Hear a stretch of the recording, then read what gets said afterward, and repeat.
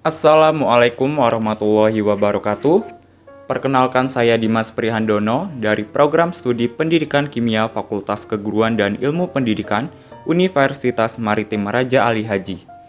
Baik, pada video ini saya akan mempresentasikan mengenai hasil pengembangan perangkat pembelajaran kimia yang telah saya kembangkan, di mana video ini merupakan tugas mata kuliah Chemistry Learning in Secondary School bersama dosen pengampu Bapak Ardi Widya Sabekti, MPD. Sebelumnya, adapun standar yang digunakan dalam pengembangan perangkat pembelajaran ini yaitu berdasarkan kurikulum O-Level Cambridge yang dapat dilihat dalam silabus Cambridge O-Level mata pelajaran kimia.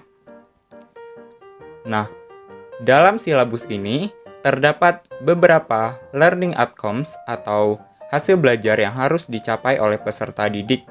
Tetapi, dalam perangkat pembelajaran yang saya kembangkan, materi yang dikembangkan yaitu materi pada poin 7.3 mengenai preparation of salts.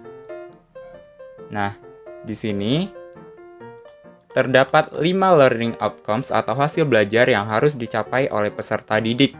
Namun, saya hanya mengambil 3 buah learning outcomes karena menyesuaikan alokasi waktu yang dibutuhkan. Dalam perangkat pembelajaran saya mengambil poin 2, 3, dan 4. Adapun hasil belajar yang harus dicapai oleh peserta didik yaitu yang pertama, peserta didik mampu menjelaskan mengenai preparasi dari garam-garam yang tidak larut melalui presipitasi atau pengendapan. Kemudian yang kedua yaitu peserta didik mampu menjelaskan mengenai aturan kelarutan umum garam, di mana terdapat beberapa aturan. Yang pertama yaitu natrium, kalium, dan garam-garam amonium bersifat larut dalam pelarut air. Kemudian yang kedua yaitu nitrat bersifat larut dalam pelarut air. Kemudian yang ketiga yaitu klorida bersifat larut dalam pelarut air kecuali timbal dan perak. Kemudian yang keempat yaitu sulfat bersifat larut kecuali barium, kalsium, dan timbal. Kemudian yang kelima yaitu karbonat bersifat tidak larut dalam pelarut air kecuali natrium, kalium, dan amonium. Kemudian yang keenam yaitu hidroksida bersifat tidak larut dalam pelarut air kecuali natrium, kalium, amonium, dan kalsium bersifat sebagian. Kemudian, yang ketiga yaitu peserta didik mampu mendefinisikan zat hidrat sebagai zat yang secara kimiawi bergabung dengan air, dan zat anhidrat sebagai zat yang tidak mengandung air. Baik, adapun materi yang akan dipelajari yaitu mengenai preparation of salts, di mana terdapat 3 buah learning outcomes yang harus dicapai oleh peserta didik. Kemudian ada 5 materials analysis.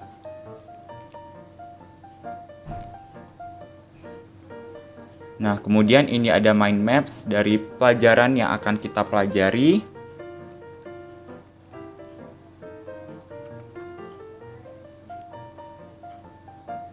Nah, ini merupakan bagian dari isi lesson plan, di mana ini merupakan pelajaran kimia pada kelas 11 semester 2. Kemudian alokasi waktu yang dibutuhkan yaitu 60 menit.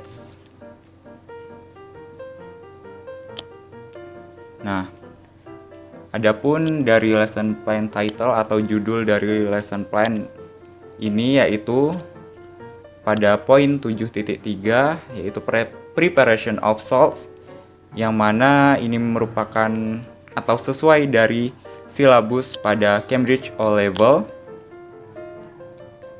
Nah, ini learning outcomes. Nah, adapun pembelajaran yang akan dilaksanakan yaitu menggunakan model pembelajaran discovery learning. Kemudian metode yang akan digunakan yaitu diskusi dan tanya jawab melalui Zoom. Ini ada tahap-tahap dari pelaksanaan pembelajaran yang akan dilaksanakan. Di mana pada pre-stage itu 10 menit, kemudian ada main stage itu 35 menit, kemudian ada post stage itu 15 menit. Nah, pada masing-masing tahapan itu ada tahap-tahap yang harus dilaksanakan. Nah, kemudian ini ada resources atau sumber pembelajaran, kemudian ada learning media dan material required. Nah, kemudian ada assessment.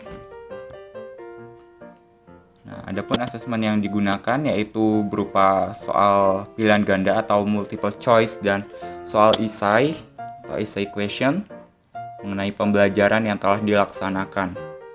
Yang kemudian asesmen tersebut akan dilaksanakan melalui Google Form. Ini ada student worksheet, di mana pada student worksheet ini siswa harus mengisi bagian-bagian yang rumpang. Nah, untuk dapat mengisi bagian-bagian rumpang pada student worksheet ini, siswa harus memperhatikan materi yang sedang disampaikan oleh guru, sehingga mereka mampu mengisi bagian-bagian rumpang ini. Nah, seperti ini. Kemudian, student worksheet ini akan dikumpulkan setelah pembelajaran dilaksanakan atau akhir pembelajaran. Nah, kemudian ini adalah media pembelajaran yang saya gunakan, yaitu menggunakan PowerPoint. Seperti ini tampilannya.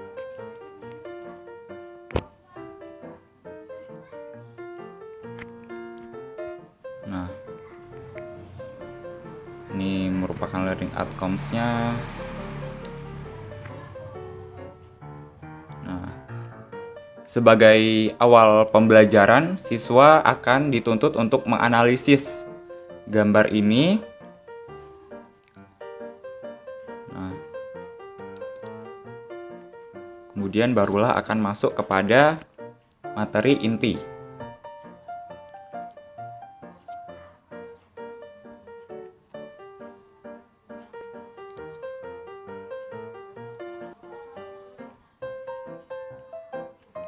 Nah, pada media pembelajaran ini juga saya masukkan beberapa video pembelajaran sehingga siswa diharapkan mampu memahami pembelajaran yang dipelajari.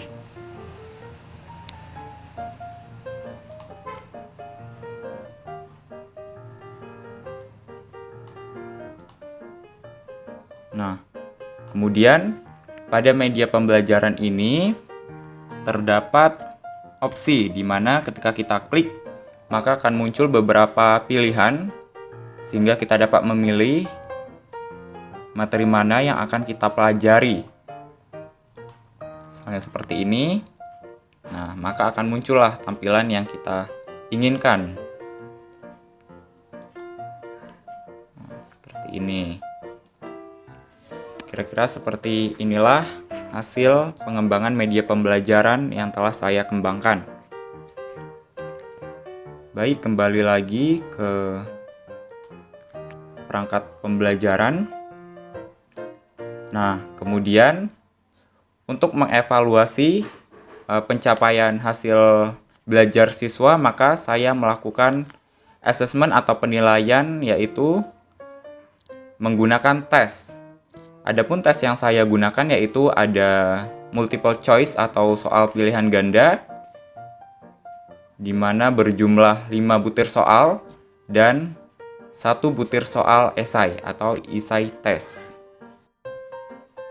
Kemudian ini adalah bagian pedoman penskoran dari penilaian, di mana untuk soal pilihan ganda atau multiple choice itu bernilai 20 untuk 1 butir soalnya. Kemudian untuk soal esai itu ada dua skor yang berbeda, di mana ketika peserta didik mampu menjelaskan dengan rinci bagian yang ditanya dan yang diketahui itu bernilai 10, kemudian untuk jawaban langsung itu bernilai 90. Namun ketika siswa atau peserta didik mampu menjawab dengan tepat dan lengkap, maka akan bernilai 100. Nah, kemudian ini untuk total skornya, di mana untuk mendapatkan skor akhir, yaitu dengan menjumlahkan jumlah dari atau skor total dari soal pilihan ganda ditambah dengan skor total atau nilai total dari soal esai, kemudian dibagi 2, maka didapatlah hasil akhir atau skor total dari hasil penilaian siswa.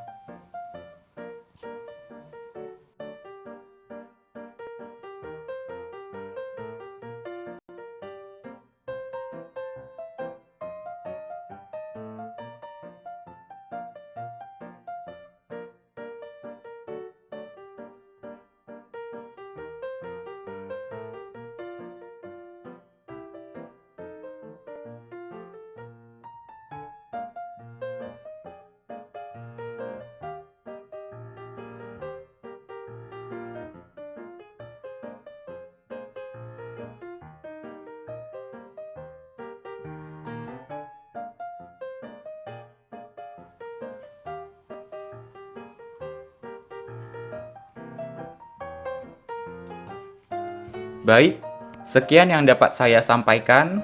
Mohon maaf apabila terdapat kekurangan. Saya akhiri dengan wassalamualaikum warahmatullahi wabarakatuh.